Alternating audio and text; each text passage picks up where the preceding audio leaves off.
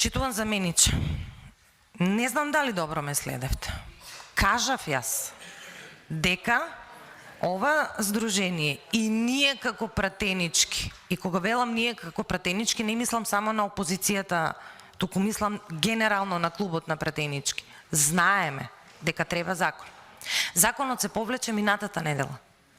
Со ветување на министерот, слушнете се, видете, дали јас ја говорам вистината или не, дека ќе дојде во собрание нов текст и сите ние колешки се договоривме, ако ќе дојде, затоа не ви верувам. И минатата година ова го кажавте. Не може вака. Не. Ако ќе дојде. Член 30 од Законот за ДДВ. Пратете ни го текстот. Уште денеска, ако сакате, ние ќе го поддржиме. Договорено ни беше со председателот на комисијата, бидејќи нели? Велат ВМРО-ДПМН ја бойкотира, не знам, блокира. Не. Не, еве, денеска да ни го пратите текстот на законот, само во тој дел. Зборуваме само за тој дел. Ние ви ветуваме дека ќе го изгласаме. Не само ние како ВМРО-ДПМН, ја верувам дека сите колеги пратеници ќе го изгласаат. И вие од владата тоа ќе мора да го прифатите. Се работи за над 400.000 жени и девојчиња во Република Македонија. Немам време, лимитирана сум со време за да ви ги опишувам и сите други консеквенции. Ова е основно човеково право. Не знам дали знаете дека во европските земји, во западноевропските земји, не само што се намалува данокот на 5%, туку некаде дури има и 0%.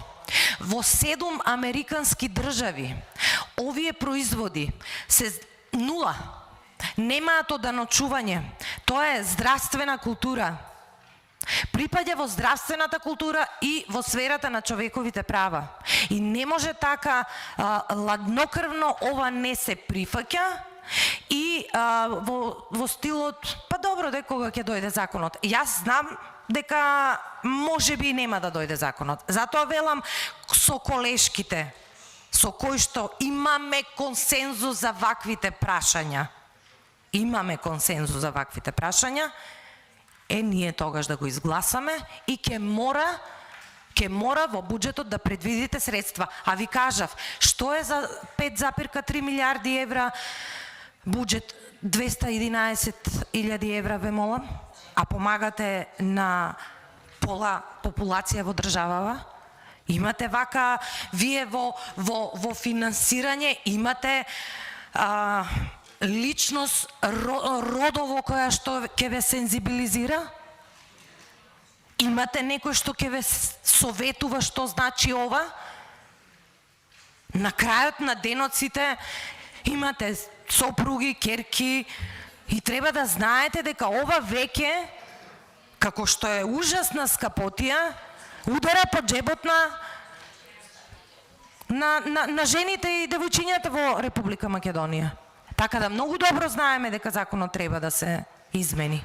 Ама еве ви кажуваме како тоа може во собрание.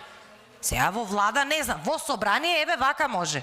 Даваме пауза, се консултираме со колешките, го изгласуваме и нема може, не може. Мора. На крај ќе биде мора. Не, мора.